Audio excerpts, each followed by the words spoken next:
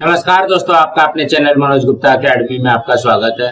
दोस्तों, आज हम लोग कक्षा 7वीं के गणित में पाठ 4 कोण तथा कोणों की जोड़ियों का प्रश्न संग्रह 19 करने वाले हैं। दोस्तों, अभी तक आप लोगों ने इस चैनल को सब्सक्राइब नहीं किया तो please subscribe our channel, like कीजिए और अपने फ्रेंड्स के साथ शेयर कीजिए। दोस्तों, बाकी विषय के भी प्रश्नोत्तर के वीडियो बना करके अपलोड किया गया है, उसका लिंक आपको डिस्क्रिप्शन बॉक्स में दिया गया, आप लोग वहां पर जाकर के देख सकते हैं। आइए अब हम चालू करते हैं प्रश्न संग्रह 19। प्रश्न संग्रह 19 को स्टार्ट करने के पहले यहाँ पे देखो कुछ बेसिक पढ़ दिया गया है, आओ समझे। सबसे पहले हमको क्या दिया गया, रेखीय युगल कोण, एंगल्स इन लीनियर पेयर। देखो रेखीय का मतलब क्या होता है, रेखीय का मतलब होता है एक लाइन। रेखीय का मतलब क्या होता है, एक लाइन। एक लाइन के अंदर जो भी कोण बनता है वो क्या हो जाएगा, रेखीय युगल कोण हो जाएगा। अब यहाँ पे देखो पहले में क्या दिया गया है, संलग्न आकृति में बने कोणों के नाम लिखो। देखो यहाँ पे एक P और S, ये जो PS है क्या है, एक रेखा है, एक रेखा के अंदर कोण बना हुआ है। पहला कोण बना है PQR और दूसरा कोण क्या बना है, RQS बना है। अब कोणों की जोड़ियां किस प्रकार की है, ये रेखीय युगल कोण है। कोणों की कौन सी भुजाएं सामान्य भुजा नहीं है, देखो ये वाली जो भुजा है QR, ये तो सामान्य भुजा दोनों में है, लेकिन PQ और QS ये जो है सामान्य भुजा नहीं है। तो यहाँ पे क्या दिया गया, माप कोण PQR। PQR को आप लोग जब चांदा से मापोगे तो ये आ जाएगा 125 अंश। उसके बाद में RQS को भी चांदा से मापोगे तो ये कितना हो जाएगा, 55 अंश। तो कहने का क्या मतलब है, ये दोनों का टोटल करोगे 125 में 55 जोड़ोगे तो कितना होता है, 180 अंश होता है। अब हम लोग सीधा करते हैं प्रश्न संग्रह 19। नीचे दिए गए वर्णनानुसार कोणों की रचना करो, कोई रचना ना होने पर कारण लिखो। मतलब यहाँ पे जो हमको दिया गया है इसके हिसाब से हमको रचना करना है और जिसका नहीं कर सकते हो उसका कारण बताना है। तो पहले प्रश्न में क्या दिया गया, संलग्न न हो ऐसे कोटिपूरक कोण। तो आप लोग ध्यान दोगे ये क्या दिया गया, कोटिपूरक कोण। कोटिपूरक कोण कितने अंश का होता है, 90 अंश का होता है। मतलब ऐसे दो कोण बनाने हैं, ऐसे दो कोण बनाने हैं जिसका टोटल 90 अंश होना चाहिए। ठीक है, पहली कंडीशन हो गई। तो दूसरी कंडीशन क्या बोलती है कि संलग्न ना हो। संलग्न ना हो मतलब ये दोनों कोण एक दूसरे से जुड़े हुए ना हो। तो अब हम लोग बनाते हैं। तो पहले अब हम एक लाइन खींचते हैं, चांदा लेकर के यहाँ पे 60 अंश का कोण बनाते हैं और इसको कुछ इस तरीके से मिला देते हैं। यहाँ पे लिख लो A B और ये C, ये आ गया हमारा 60 अंश। अब फिर से एक लाइन खींचते हैं, चांदा ले लिया।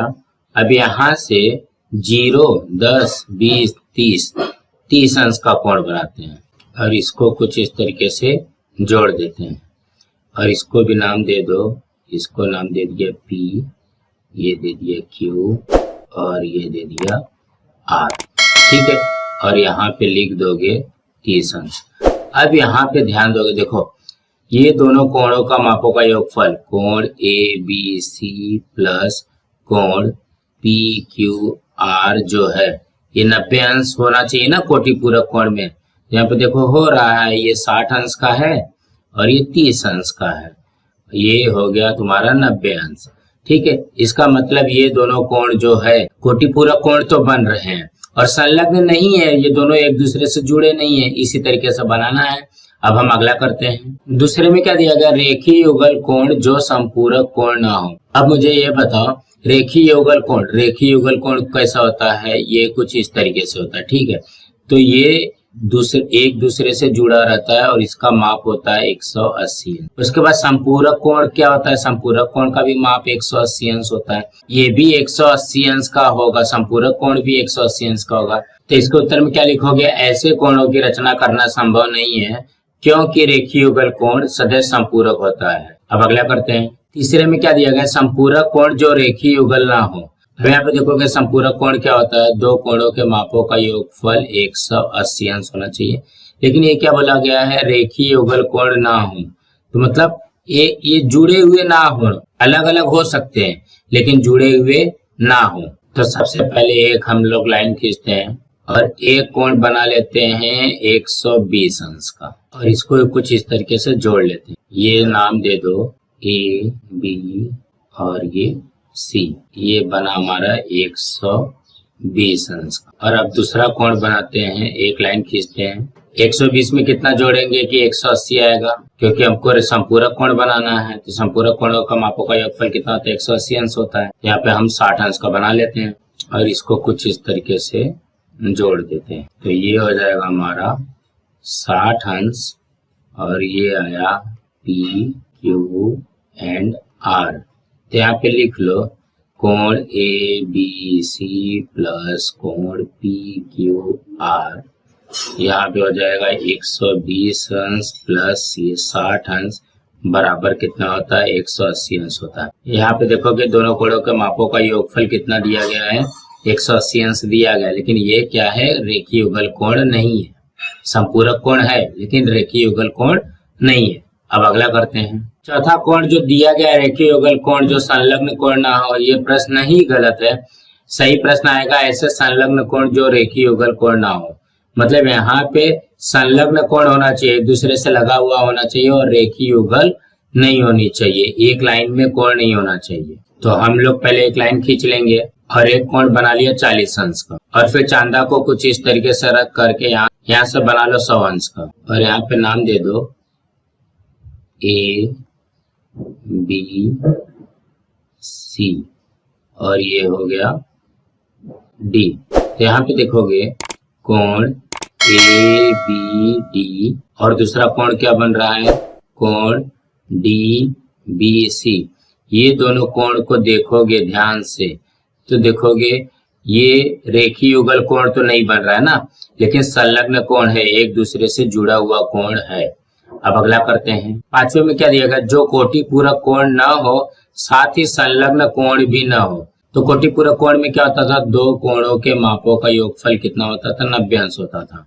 यहाँ पे लिखाया गया है ऐसे दो कोण बनाने हैं जो कि कोटि पूरक ना हो, मतलब जिसका टोटल जो है 90 अंश ना हो और वो संलग्न कोण भी ना हो, एक दूसरे से जुड़ा हुआ भी ना हो। तो सबसे पहले हम लोग एक लाइन खींच लेते हैं। चांदा को यहाँ पर रख करके हम लोग 70 अंश का कोण बनाएंगे। ये अब हम लोग ने इसको इस तरीके से जोड़ दिया और यहाँ पे नाम दे दिया ए, ये दे दिया बी और ये दे दिया सी, और यहाँ पे ये आ गया 70 अंश। अब एक कोण और बनाना है तो यहाँ पे हम लोग फिर से एक लाइन खींचते हैं और चांदा पे रख करके ये 60 अंश का बना लेते हैं और कुछ इसको इस तरीके से मिला देते हैं। ये कितना हो गया? ये हो गया 60 अंश का। यहाँ पे लिख लो P, ये आ जाएगा Q और ये आया R।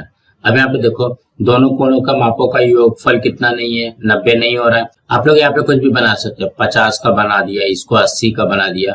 सिर्फ हम लोग को ये ध्यान देना है कि ये दोनों का टोटल जो है वो 90 नहीं होनी चाहिए, 90 नहीं होना चाहिए बस, और ये संलग्न नहीं होना चाहिए, एक दूसरे से जुड़ा हुआ नहीं होना चाहिए। अब अगला करते हैं। छठवें में क्या दिया गया? रेखीय युगल कोण जो कोटि पूरक कोण भी हो। तो देखो रेखीय युगल कोण है, रेखीय युगल कोण कितने अंश का होता है? 180 अंश का होता है। Very good. अब यहाँ पे क्या बोला गया? कोटि पूरक कोण भी हो। तो कोटि पूरक कोण क्या होता है? कोटि पूरक कोण 90 अंश का होता है। तो 180 अंश का कोण बनाओ जो कि 90 अंश का होता है, तो ऐसा तो होना पॉसिबल नहीं है। तो यहाँ पे इसके उत्तर में आ जाएगा, तो इसके उत्तर में आ जाएगा कोणों की ऐसी जोड़ी की रचना करना संभव नहीं है, क्योंकि रेखीय युगल कोण के मापों का योगफल 180 अंश होता है जबकि कोटि पूरक कोण परस्पर 90 अंश के होते हैं। तो ये हम लोग कर नहीं पाएंगे। सो दोस्तों आज हमारा यहाँ पे प्रश्न संग्रह 19 कंप्लीट हुआ। दोस्तों आप लोगों को ये वीडियो कैसा लगा आप लोग कमेंट बॉक्स पे जरूर लिख करके बताइए, और इस वीडियो को ज्यादा से ज्यादा लाइक कीजिए, अपने फ्रेंड्स के साथ शेयर कीजिए ताकि उनको भी प्रश्न संग्रह 19 मिल सके, और इस चैनल को सब्सक्राइब कीजिए। नमस्कार दोस्तों।